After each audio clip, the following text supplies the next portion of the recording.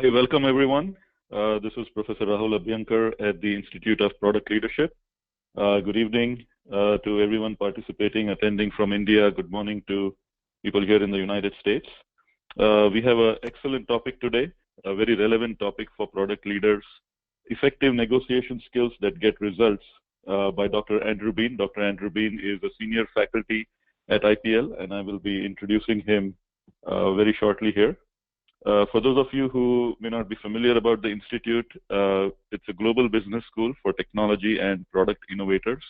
Over the last 5 years, we've had the great opportunity of working with professionals, product managers, engineers, architects, everybody involved in product development in one shape or form or another in various capacities from many different companies, and that's a great opportunity that we've been able to learn from a lot of people and engage with them as they go through their own career paths and journeys. So that's, you can go to the Institute website, www.productleadership.com, and learn more about our programs and workshops and offerings. Getting access to the content of this webinar, you can sign up for the Continuous Learning and Access program called CLAP.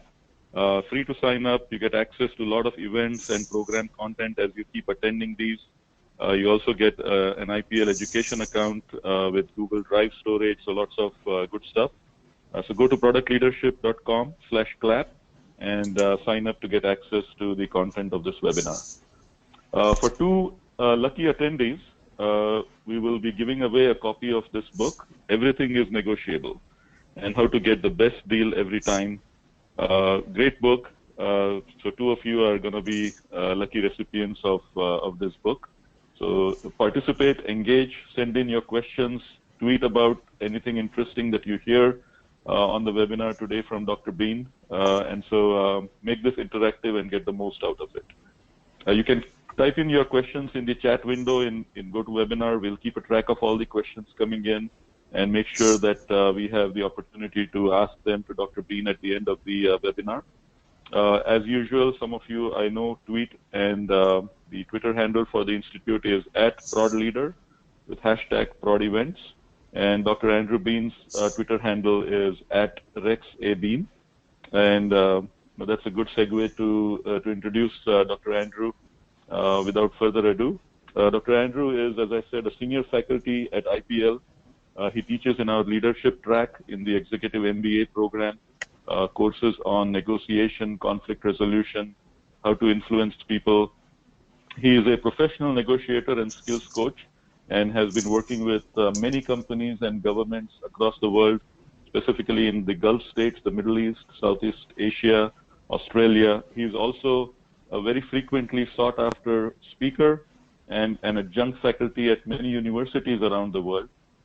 So he's someone who's just deeply immersed in this art of negotiation, and one of the things that's great about him is he loves to share his experience and the skill set, the tools that with people that are really hungry to learn. So without further ado, I'm going to turn this over to Dr. Andrew and learn about negotiation. Dr. Andrew, thanks for taking the time. Thank you very much, Rahul, and welcome everybody to this webinar on effective negotiation skills. I look forward to hearing about your excellent successes in negotiation after you've had a chance to put into practice some of the ideas we talk about tonight. So I'm Andrew, and I just want to tell you a bit about the team I work with at Negotiation Partners. We're a small consultancy group, and we make up an international team of professional negotiators. What we aim to do is work with our clients to achieve better outcomes, and we do that the three ways. We either train their executives, we work with them on helping to sharpen up their preparation for negotiations, and sometimes for critical negotiations we'll even negotiate on their behalf. Those are the three things we do, and we practice them every day. So let's get started. I'd like you to think, how would you be feeling if your team was walking out of negotiations every day and leaving behind 10% of the value on the table? Or maybe it's 20%, or even 30%, or in fact even more. You may not know. They may not know. However, when we look at our statistics, I think you'd feel a lot better if your team was walking out of the negotiations and you knew they were delivering an extra $600,000 in value within 3 months. Happily, 3 of our training participants did that last year. More than 57% of them would be delivering more than $50,000 each every 3 months, more than a 10 times ROI, and 29% of them will have already achieved 100% return on investment within 10 days. That's the sort of results we see coming out of our training programs. And as you can see, that's a large amount of money that they used to walk past or leave the room without even realizing it was there. And we find one of the major challenges people have when it comes to negotiations is they don't think about their power. Okay, so why is it that we negotiate? Just think about that for 30 seconds. Think about the answer you'd get if you asked one of your colleagues. I think you'll find they'll say, well, I want something. You know, I want to buy something, I want to get a service, but in fact, when you're negotiating, wants are unimportant. Because what we really need to understand about ourselves and about the people across us on the table are what is it they really need. Okay? When someone buys a car, they're buying a car, but what do they need? Do they need transportation between work and home? Do they need a car that can go off-road? Do they need it as a status symbol? Those are the things that will drive their decisions. But of course, there's also what are they trying to avoid? What are they worried about? Obviously, we need a car to get from home to work, or we're worried if we won't get to work and we'll lose our job. So it's not about what we want. It's not about what they want. It's about what we are all needing and, even more importantly, worrying about. So I often talk to people who don't like negotiating.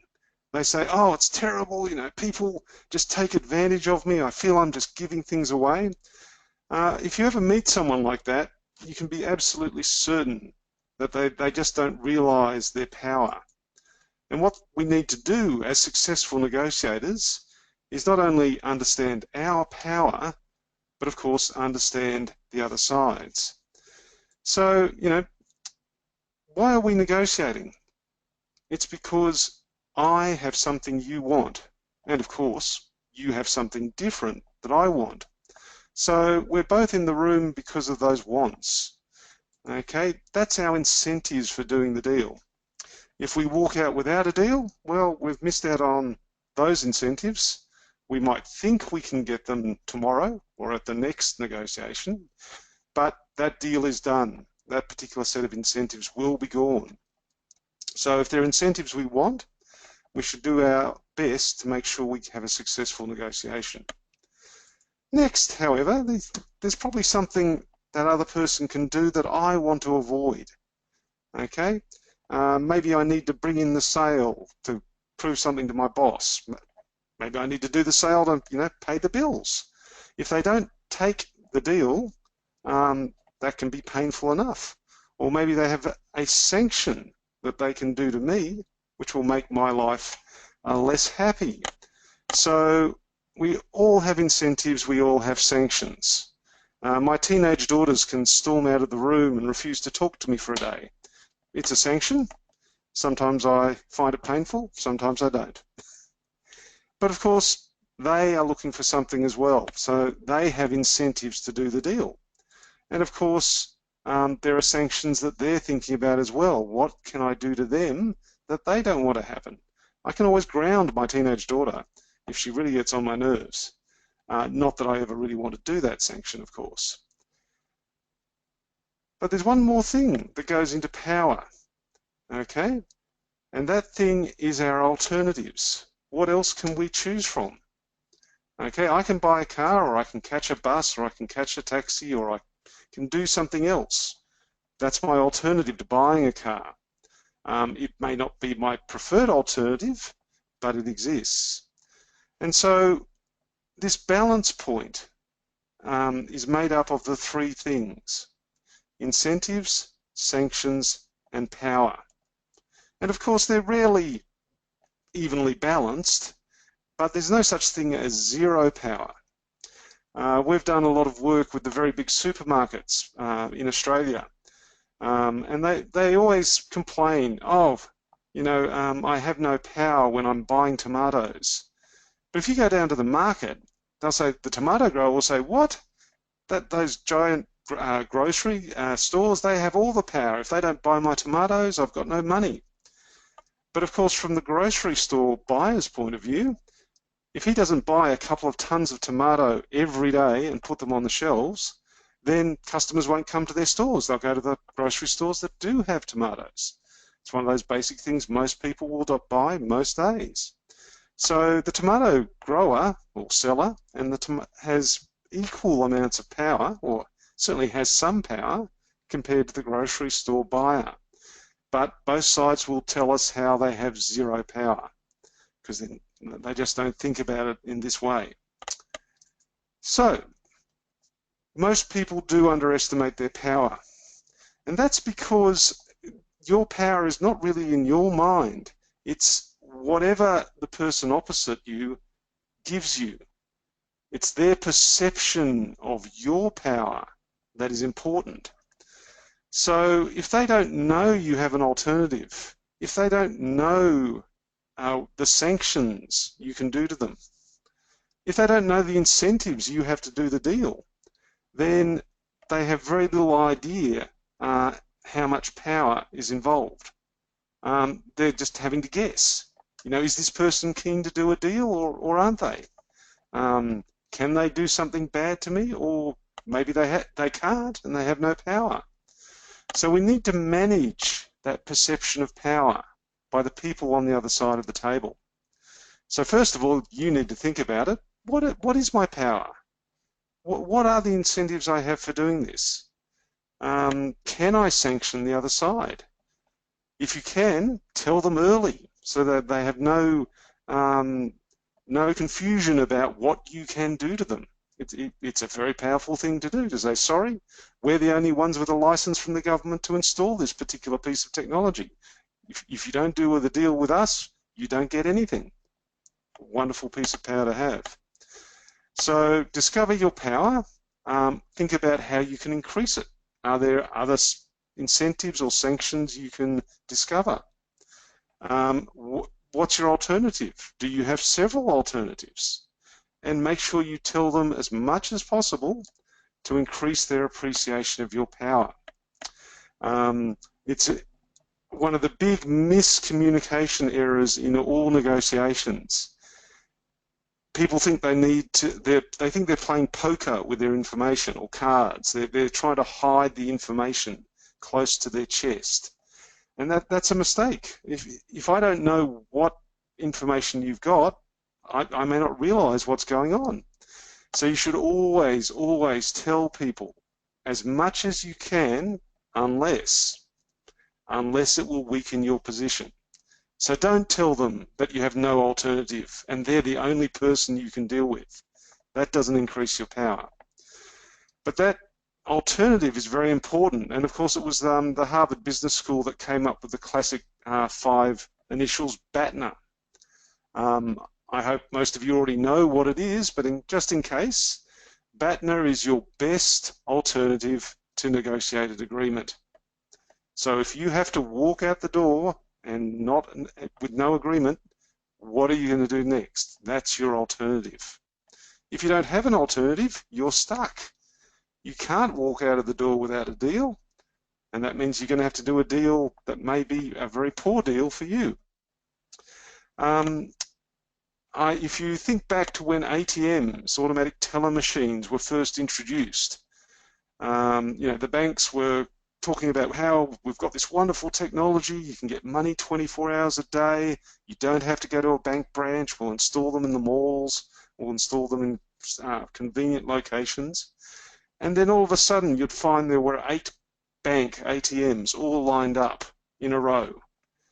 Okay, all having to hold money, all costing quite a large piece of money for the technology, but basically all doing the same job. Now nowadays I can go to just about any ATM, insert my card and get money out of my account without being charged a fee. Although in the beginning they used to charge you outrageous $3, $5 fees if you used someone else's ATM. And that of course was because they'd invested so much money in their ATM network. Now, why did banks do this? Mobile phone companies do the same thing. When a competitor comes in, they start installing mobile phone towers to duplicate the network, and they do it right next to the original mobile phone company's towers, because usually those are the best locations and give the best coverage.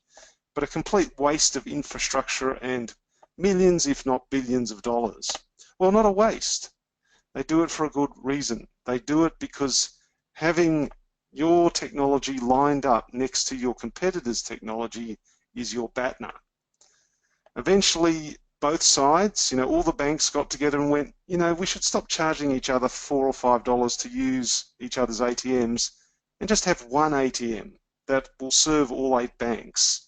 And then that will only really cost about 5 cents for the interchange fees. And that's why nowadays I can go to just about every ATM and do it without a charge. The bank isn't even going to bother charging me for it. Likewise, mobile phone networks end up sharing all their towers. It just isn't worth the expense for both of them to completely duplicate their networks. That's their BATNA.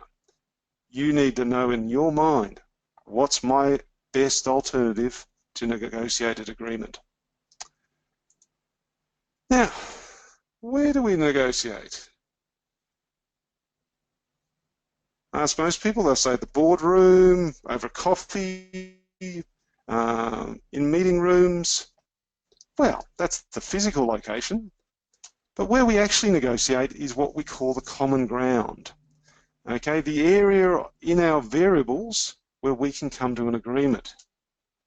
So we typically negotiate on price, although that should only ever be one of the variables you're negotiating on. And, typically buyers start low. They open with a nice low price, trying to get it as cheap as possible. And then the sellers open with a high price, as high as they think they could possibly get. So does this define the common ground? Is it between the opening price of the buyer and the opening price of the seller? Well, actually, it isn't. Okay, because your buyer's going to be willing to go up. I mean, he didn't start at his top price. He started at as low as he thought he could do. But somewhere higher than the initial price, there is an exit price. A point at which they just feel that the deal's not worth it and they will walk out. Presumably because they have a good BATNA somewhere else. Same with the seller. They'll open high, but if they have to, they're prepared to go down. But eventually there's a price below which they will not move. Again, they hope they will plan to have a BATNA of another customer somewhere. So our common ground is actually defined by exits. And that's what makes it difficult, challenging in a negotiation, because people obviously don't tell you their exit prices. So it's somewhere between the two opening prices, but which end? Is it closer to the seller or is it closer to the buyer? What happens if I step outside the common ground and the person gets up to walk away? I'm suddenly going to have to scramble and change what I'm saying. So the range is often unknown and typically outside of your control because you're only one side of the negotiation. But what you finally achieve, that outcome, will be a function of your skill at negotiation. How much practice you've had, how much training and coaching you've had. Because of course, if you're the buyer, you want the price decided to be as far to the left of the common ground, as close to the seller's exit as possible. Though of course, if you're a seller and you're an expert negotiator, you want to be as far to the right as possible on the common ground. You want to make sure you get as close to the buyer's exit without going past it and having them walk out, but as close to the buyer's exit as possible. Now, what happens when there is no common ground? You've both opened, you've negotiated a bit, and then suddenly you find your exits do not overlap. Well, inexperienced negotiators will say, oh, no deal, and they'll walk out, hopefully to their BATNA. But with experience, you realize that in negotiation, it's not about one variable or two variables, it's about many variables. The more variables we have to negotiate, the richer the tapestry, the richer and bigger the possible deal we can do. So it's a hiccup when you find no common ground, but that just tells you, well, let's just put this to one side and let's have a look at our other variables.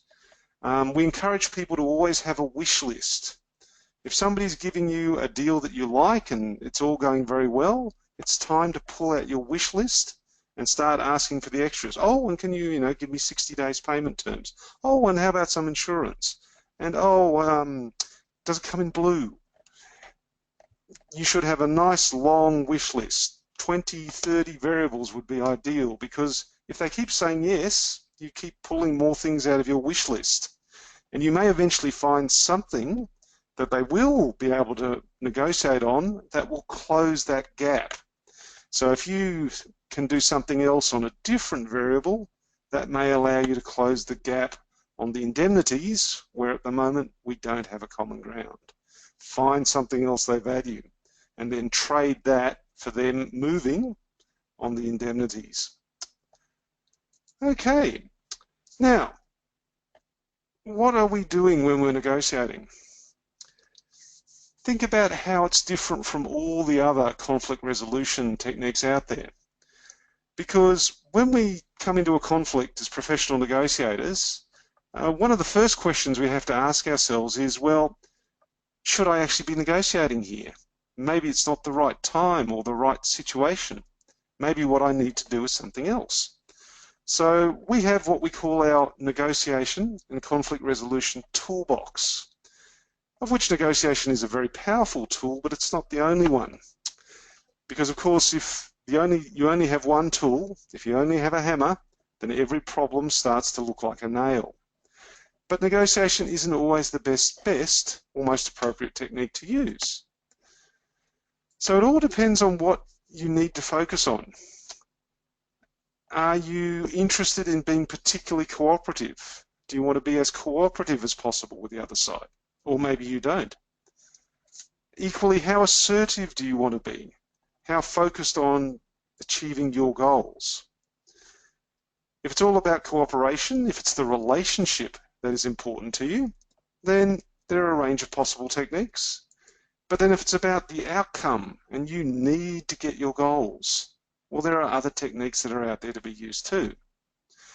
Your classic salesperson will try and persuade you. This is a great deal for the following A, B, C, D reasons. Here are the features, here are the advantages, here are the benefits. It's perfectly reasonable thing to do when you're a salesperson. You've got to convince them that they want to do a deal, but that's persuasion. And it's amazing how many sales teams we've trained where they're great persuaders, but they just, they lose it in the final innings when they have to sit down and actually negotiate the deal. Once your prospect has been persuaded to say, yes, let's do a deal, time to switch to negotiation. Or the opposite of persuade, you can just plead, please, just do it for me, be a friend, help me. A lot of the time you see people trying to problem solve, and that's because our university, our high school system is all about creating problem solvers. It's what we spend 12 to 15 plus years being trained to do in our education. So, we haven't got an agreement. Let's brainstorm, let's be creative, let's try and problem solve. Well, it's a valid technique, and if both sides agree on the problem, if they both see it the same way, then it's a perfectly good method to use to resolve your conflict.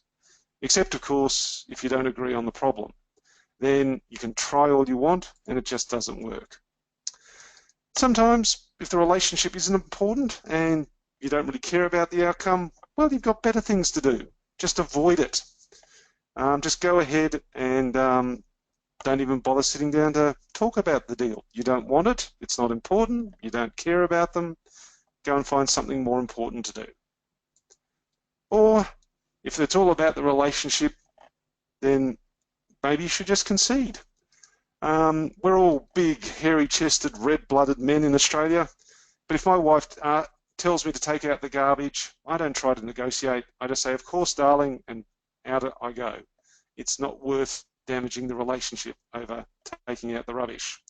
I'll just concede, as do most Australian husbands. But then sometimes people will only focus on the outcomes and they won't really care about the relationship, so they'll just impose their will. You know, just do it because I'm telling you I'm bigger, I'm taller, I know your boss. You just do it because I'm saying you should do it. It works. Okay, there are people who just go, oh, okay, fine. You told me to do it, I'll do it. But of course, there's no relationship there, and they'll do it because they're afraid, rather than because they want to do a deal with you. In the middle, we get compromise, or what I prefer to call haggling. If you think about any market environment, I want those bananas for $1. Oh, sir, they're $5. Okay, how about $2? All right, what about $4? $3. Okay, we've got a deal. We've haggled to a compromise. Now, a lot of people think that's what they should be doing when they negotiate, but that's because they don't understand negotiation. You know you've compromised if you both go away from the deal feeling a little bit unhappy, or you both realize you've had to give away something. You haven't achieved all your objectives. Yes, I got the bananas, but I didn't get them for $1. I got them for $3. Maybe if I'd negotiated, I could have said, well, I'll buy 20 bananas for $1 instead of just one banana for $3. Okay, but negotiation is about trading. Haggling, compromise means we're giving things away, both sides. So we're both a little bit happy we got a deal, but we're both a little bit unhappy because we haven't achieved all our objectives. Sometimes you should refer. If you're worried about the outcomes, you don't have much of a relationship with the other side.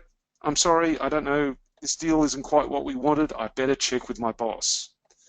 Okay, it's the classic referring to an authority figure. It has its advantages. You can go and, you don't have to make a decision on the spot. You can hand it over to somebody else to decide. But of course, now you no longer have any input or power on the decision. Okay, you've handed it all over to someone else and they might decide something you don't like. So every technique, every tool has its advantages, but it does have its disadvantages. And then last of all, we have negotiation, which we put in the top right-hand corner because you're focusing on the relationship. You want them to be successful, but you're also fully focusing on the outcome because you want yourself to be successful. Okay, and the way we can do that by negotiating is by trading. I have something you want that you value highly, but then you have something different I want that I value highly, and we're going to trade those two different things. If all you talk about is money and start haggling on money, then you're compromising. Because if I take $1 out of my pocket in your pocket, I lose $1, you gain $1. But then if you turn around 5 minutes later and hand me $1, well then I've gained $1, you've lost $1. We're both just haggling over one variable.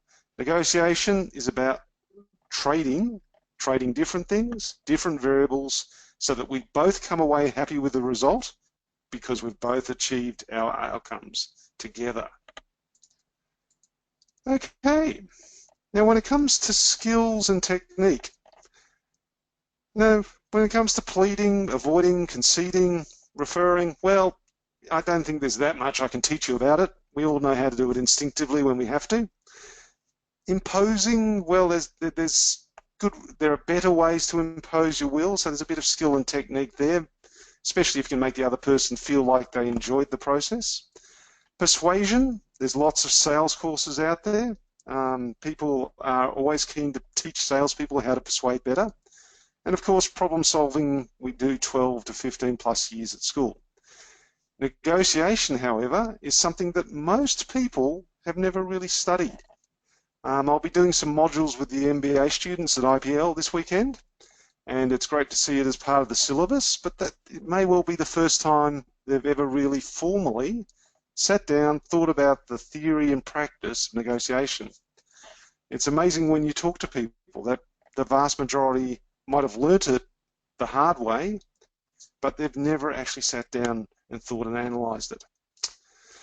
So this is why, when we look at our norm group, we've been working in Australia for many years now, and we've built up a database of all the managers we've ever trained. And would you believe that no more than 6% out of that several thousand person database, no more than 6% prefer to use negotiation as their first choice. What's even more worrying is slightly more of them, 7%, prefer to concede and just say, yes, sure, take it, rather than actually try negotiating first. The vast majority try to problem solve, courtesy of their university education, and a fair old number will try imposing or persuading. We all know the authoritarian type of boss who just says, you know, just do it because I'm the boss. Or if they're a bit gentler, do it for the following good reasons, and I'm the boss. Impose and persuade. And then, you know, a few people will do all sorts of things. A lot of people, 21%, think they're negotiating, but in fact it turns out they're compromising. They're haggling when really what they should be doing is negotiating. Now, we have a survey we do with all our clients where we identify for them through a self-assessment their preferred strategies.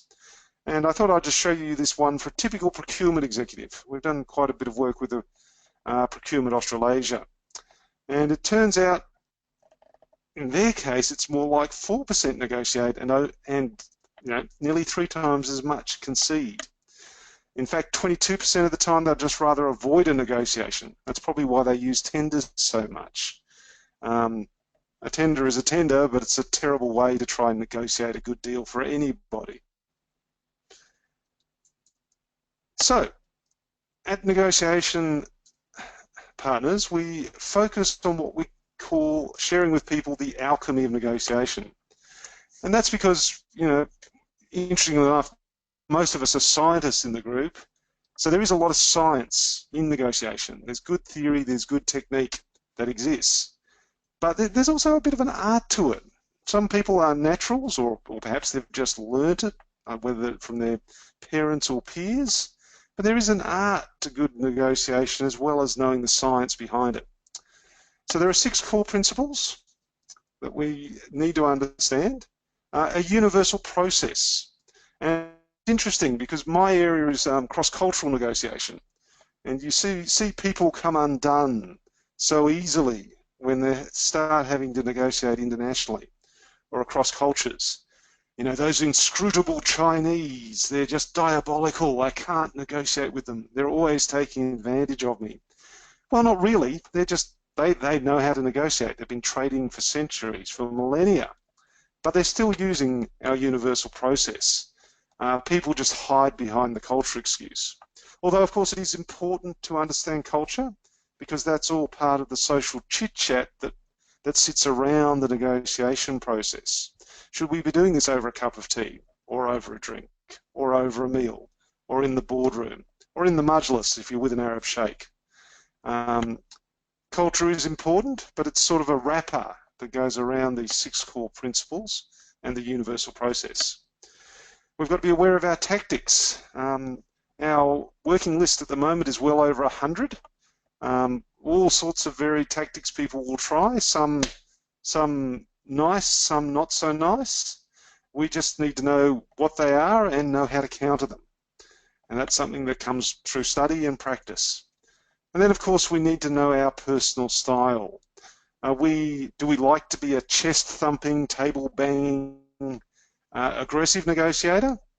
Or maybe we're more of a quiet, icy, blue negotiator who just likes to sit back and, you know, be calm and collected and never lose their cool.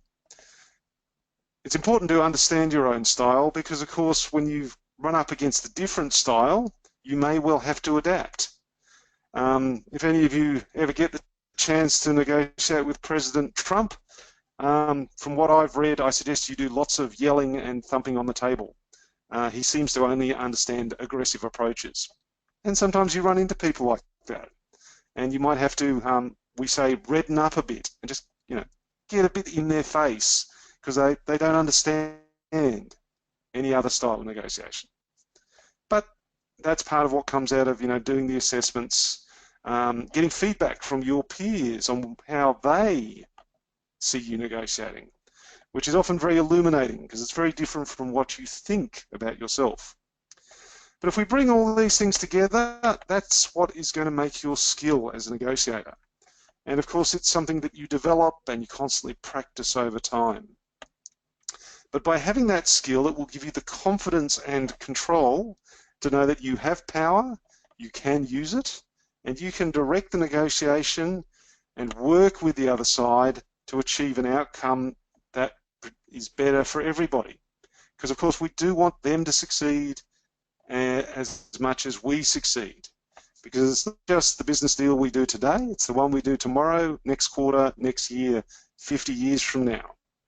If you go and look at the history of some of the very lived companies in different countries around the world, they've lived long because they have good, strong, ethical standards, vision, mission, and values, but they also make sure their suppliers, their customers succeed with them, rather than trying to crush them under their booted heel.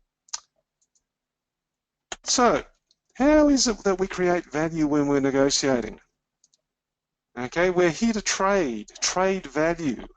And the way to do that is to not talk about price. In fact, in a perfect world, I would argue we talk about price last. Because of course, money is just a means of exchange. What we need to understand is what are the values, what is it we want, what is it we need, what is it we are worried about. Can I help you with your worries? What guarantees can I give you so you stop worrying? Work all these things out first and then the price will just easily come. How do we get better deals? Well, we do this by making sure there's one two-letter word we never use, and that is don't use no. Okay? Always find a way to say yes. Because remember, they're in the room because you have something they want. So don't say no to them. You've got your incentives to do the deal. So you don't want to say no. You may not like the proposal they just made. You may not want to accept the proposal they just made. So don't say no, find a way to say yes.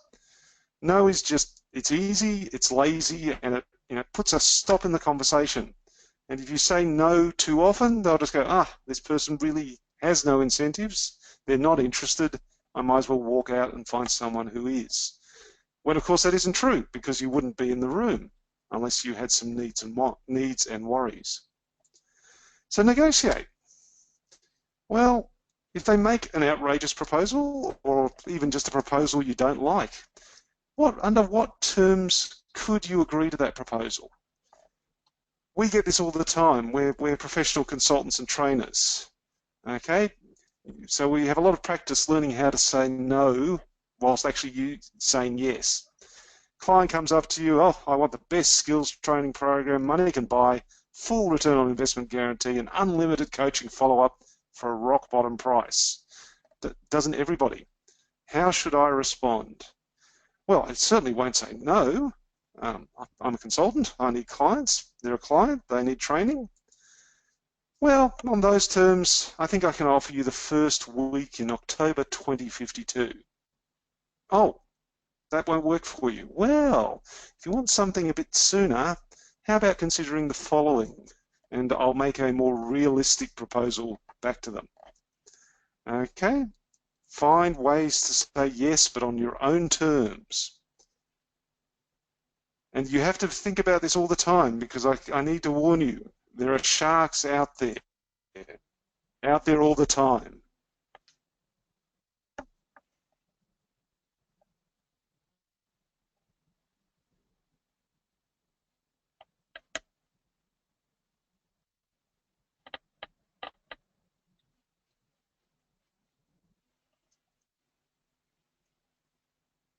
Okay, those sharks are always there, they're always hungry, but we need to make sure we negotiate a good deal that works for us and works for the shark as well. Hopefully I'm still sitting on the wharf having a drink after my fishing whilst the shark swims off happy with whatever they got. So, we've got to remember that negotiating is not just some vague generic term. It's a specific technique. It's trading. We need to be both cooperative and assertive. Okay, we need to achieve our goals and cooperate to help them achieve their goals. It's a very effective technique. It's what makes the most successful business people, politicians, family members. We negotiate a lot in our private life, I can assure you. It makes for very effective people, but it isn't easy to master. There's always something to learn and practice. So ask yourself, do you negotiate when you go into the negotiating room?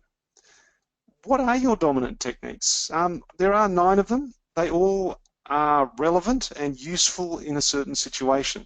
There's nothing wrong with any of them. If you need to concede because you've screwed up and the client is about to walk out of the door, just concede and give them what they want because you need to repair that relationship. Okay? But don't do it every day and every time. Okay? Analyze the situation. Is this a situation where I should be using negotiation, or do I just default back to my preferred techniques? Maybe I just like yelling at people and imposing my will, or I'm an ex-sales guy who just keeps trying to persuade. What about your team? How do they do deals? Think about their personalities and their styles. Watch them in action. It could be quite enlightening for you and for them. And remember, it's all about negotiating value differentials, because, you know, I have something you value that's valuable, you have something I value. And by trading those differentials, that's how we can create values. And of course, always say yes, but say yes on terms that work for you. All right, well, thank you very much for your time. I'm looking forward to your questions. I do have to make a special offer, though. We normally charge out our negotiation and conflict resolution survey diagnostic at $85, but it's going to be free for the first 10 attendees to register. So if you send me an email, I'll send you the link. First 10 people, you can have it for free. Over to you, Rahul. How are the questions looking? Great. Thank you so much, Dr. Andrew. That was wonderful. A lot of insight. Quite a few people actually wrote to me privately saying that they really we're learning a lot and taking away a lot from the presentation. We do have a lot of questions, so I'd love to get them right away. For everyone on the webinar here, we have a LinkedIn group, so if we don't get to all the questions that have come in, we'll make sure that we'll post them on this group. Quickly, before we get to questions, we've got 2 winners, Srinivas Ramamurthy and Gautam Gaikwad. Thanks a lot, guys, for all the participation, engagement, and the team will get in touch with you to get you a copy of this book. Everything is negotiable. So, yeah, let's get to questions. A lot of very good questions, Dr. Andrew. The first one here from Gautam, we talk about power and how important it is to understand it. But what happens if we go into a negotiation with a key stakeholder when we don't have a very good impression with that person in the past? We're kind of starting off with negative equity in terms of the relationship. So how do we overcome that? Are we at a natural disadvantage, or what should our style and technique be? Okay, a fabulous question. Thank you. Because so many times we underestimate our power. You might have a negative reputation, or you may have some negative equity, but they're still in the room. So they're still willing to commit their time and energy to talk to you. What does this tell us? We still have something that they want. Because if they really didn't like you, or something disastrous had gone wrong and they had a better alternative, they would have walked out. So their alternative, if it exists, is still not as attractive as you are. Now, yeah, good point. Obviously, if they're a key stakeholder, we want to repeat that equity. So ask yourself, maybe I should give them some concessions. I apologise for what went wrong. We want to make this better for you. Can I offer you the following concessions, hopefully based on my research that I know you're interested in? Or if you don't have the opportunity to do that, just remind them of your power. And, talk up all the wonderful things you can do for them. After all, that's why they're in the room. So remind them, with enthusiasm about all the wonderful good reasons they have for doing a deal with you. Or if even necessary, remind them of the sanction that is going to happen if they do actually walk out. And you're terribly sorry to have to do this, but of course we both need to realise that the following bad thing could happen. Okay, so that's how you do it. And yes, communication, relationships are very important in negotiation. So you do want to have a good relationship. Thank you. Definitely. Thank you. So just because we've had some missteps in the past is no reason to carry that forward. And that's right. Great. So I have a question from Srinivas. We talked about not to say no, but move away from no and move to a yes, or say yes in terms of the terms that we want. But a lot of times we come into this situation where people give the impression that they are willing to walk away, and that they are effectively saying no, or willing to say no and walk away. And how do we kind of rationalize with that? Okay, well, you need to ask questions and dig a bit deeper, because of course they may be up against their exit. So they may well, in truth, be unable to change the price or change the conditions any further. We have a list of our favourite questions that we share with people in our trainings, but my number one favourite is, under what circumstances could you do the following proposal? So if they're standing there giving the impression, or just saying, no, I'm sorry, we can't do that, we have to have a different deal. If they say no, you should immediately say, okay, but under what circumstances could you agree to the following proposal? And maybe they'll go, oh, well, if you doubled the order, or if you took over the delivery conditions, or if you would seconded 3 people into my organisation, it can prompt them to suddenly go, oh, well, I know you would never do this, but if you gave us 10% discount for the next 6 months, followed by 5% for the 6 months after that, well, then we could do that deal. Ah, well, maybe I could. But if you don't ask the question, you don't get that chance to dig in for, well, under what circumstances would it be possible to do that deal? And again, they might just say, no, I'm sorry, we've reached my limits. And equally, you should know your own exit. If they go hit your exit and go beyond it, you have to say, I'm so sorry, I would love to do this deal, but unless I get a minimum of X, Y, Z, we can't go ahead. Yeah. And so in other sometimes words, the deal can't be done.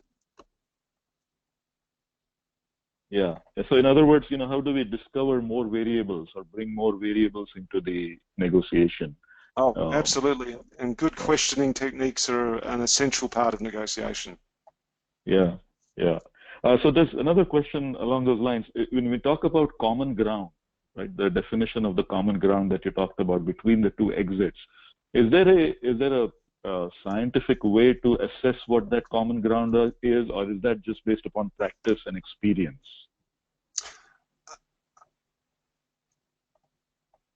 Well, with practice and experience, you get better, perhaps, at reading the other side.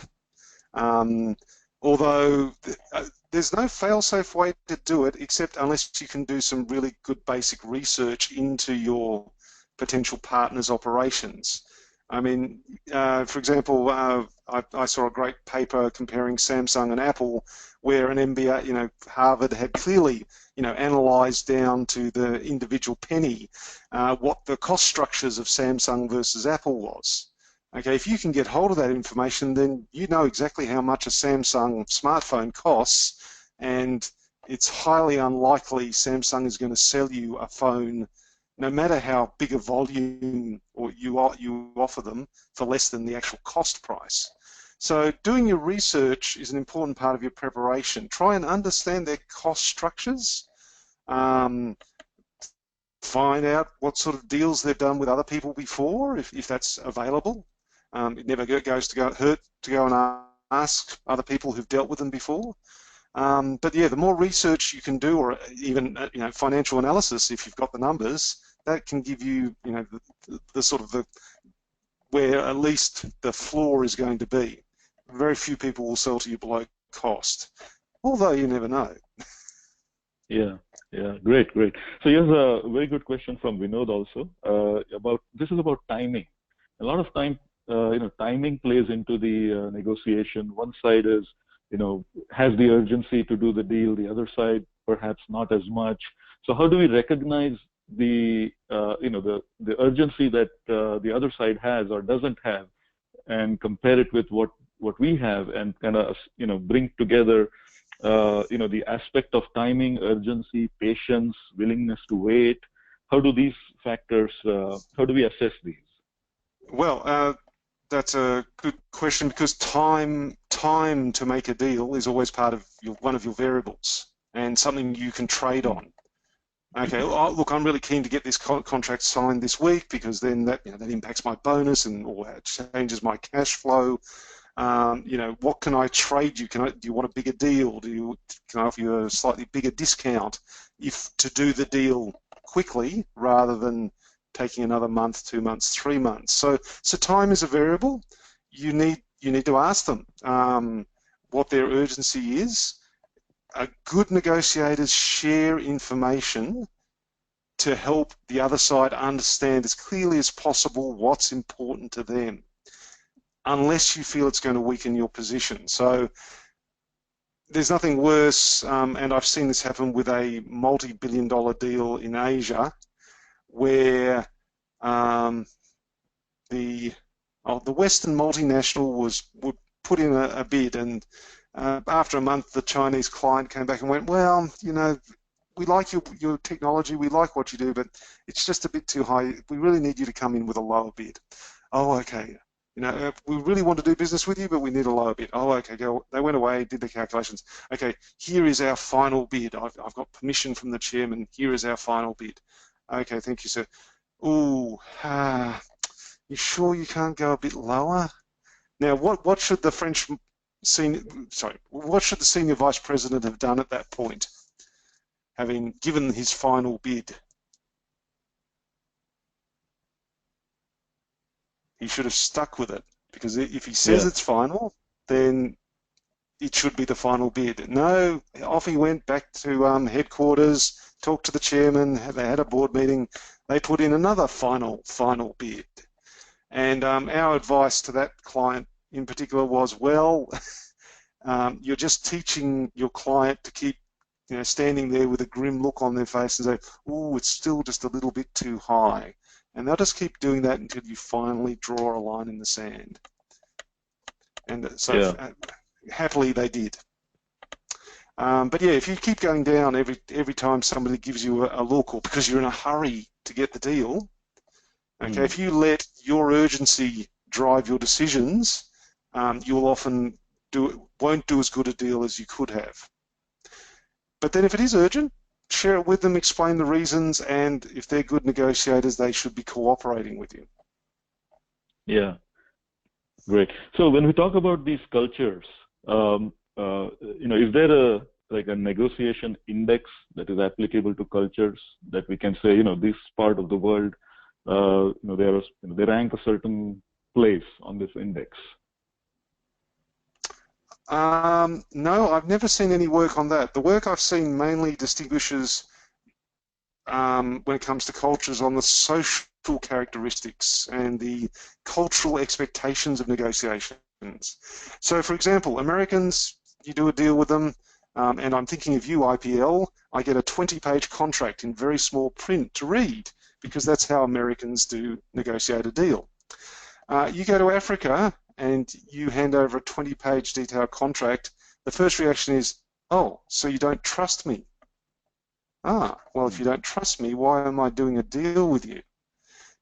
You know, you should be doing a handshake and maybe a one-paragraph summary in a lot of places in Africa, because it's all about mutual trust and respect. And a lot of American companies, you know, lose deals because they don't even realise the terrible offence they're giving by trying to hand over a detailed contract.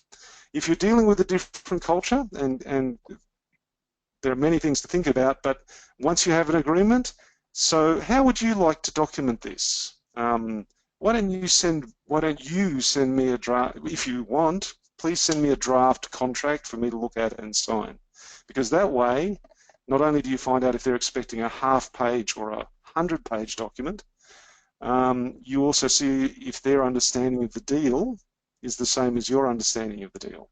Because if you write down what you think is going on and it's different, you might get a sudden shock when they reject the deal that you thought you had signed.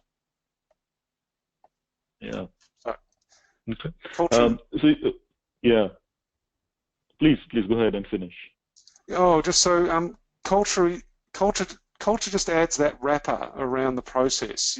There are hot buttons in every culture. There are certain expectations about how you do business traditionally, and so being aware of that before you go into a country is very important. Yeah, great. So Pratik has a question. When you talked about the different skills, you talked about universal process. Can you explain that a little bit more? Okay, we've got a 5-step process, beginning, of course, with preparation. And as you work through that process, you often find that it's not a linear thing. Okay, you start with your preparation, and then you do an explore phase where you start trying to understand what they need, what they're worried about, and they should be also exploring with you. But then sometimes, rather than moving on to the next, proposal stage, you find that, oh, having explored a bit, we've discovered something new. We just need to go and do some more preparation. Can we have an adjournment, please?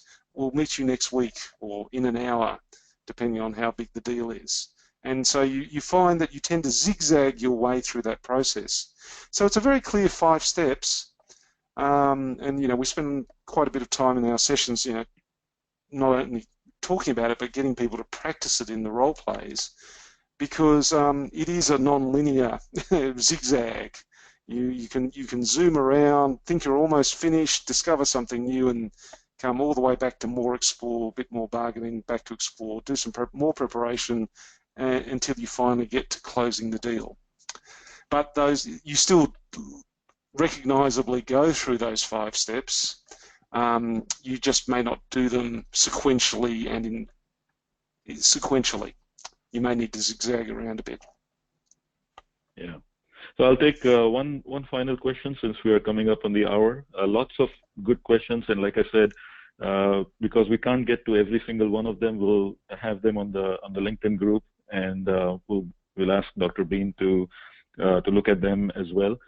So one question, I'll combine this in a couple of questions that have the same theme here, and the question is around when we find ourselves negotiating with person or people who don't see the value in what we have to offer. The value is there, they just don't see it. Whether it's it's a customer that doesn't quite really understand what the product does for them.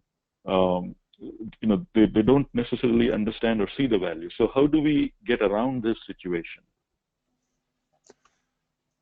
Well, and it's like any situation where you point the finger and say the customer doesn't understand. Remember, there's always 3 fingers pointing back at you. You clearly haven't, well, however you're trying to explain your value to the customer, it's not working. So now, maybe they don't understand, maybe they don't have the necessary training or education or skill to understand.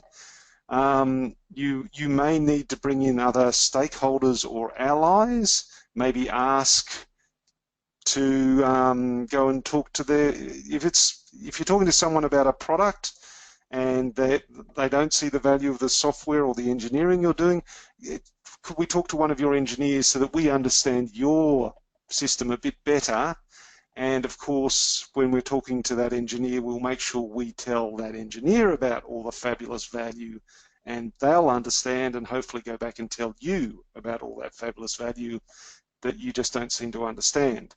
So, you know, look for allies, ask to bring in other people into the negotiation, especially if it's a technical issue that maybe, you know, the customer isn't understanding because they don't have the skills or knowledge required. Or ask yourselves, why don't they understand what I'm saying?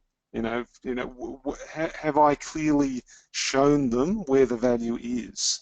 Perhaps I need to try a different approach, or maybe even bring in someone different from my organisation who can speak to them on the same level, or maybe with the same personality type.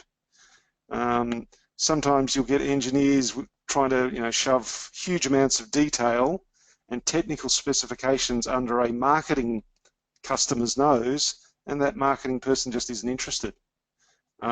Maybe you should bring in one of your marketing people who can, you know, talk the talk and, you know, negotiate, you know, in the different language that's required. But yes, you really have to sit back and assess, why isn't it working, and then what can I change, or who else do I need to bring in to try a different approach. Yeah, this is also why in the sales process we have you know, third-party testimonials, customer references, analyst references to kind of bring other different perspectives of value to that conversation, isn't it? That's right, and you know, maybe if you ask one of your references to call them, or encourage them to call one of your references, because they might just be the kind of person who needs to be told it verbally, rather than just reading, you know, a paragraph. If they're a verbal, yeah, you know, if they're a verbal person, it can be just communication styles that are getting in the way. All these things are possible. True, true. Great. Thank you so much, Dr. Andrew. The presentation was wonderful. The question answers, very insightful. Thanks a lot for sharing your time with us and your expertise. Just a quick rundown of some events that are coming up. February 25th, we have India's first Share-a-thon, and it's like an unconference, if you know what that is, where the agenda is not defined in advance. On the day of the conference, whoever wants to speak, anybody who wants to speak, has an opportunity to submit a topic, and your topic gets voted by other people who are attending. And the first 10 or 15 topics will become part of the agenda. A very interesting, unique concept, first time of its kind in India, participate in the Share-a-thon. On March 4th, we have our regular series, Day in the Life of a Product Manager, panel discussions, faculty lectures. So take advantage of this event. And our next webinar is in March 16th with Rajesh Raheja, who's a VP of Products and DevOps at CA Technologies. And he's going to talk about what product leaders need to know about DevOps. So keep a track of all these events. Love to see you there. And once again, thanks a lot, Dr. Andrew, for giving us your time. And like I said, because we couldn't get to all the questions that came in, we'll make sure we have answers to them on the LinkedIn group and address them there. Thank you, everyone, and hope to see you again at the next event.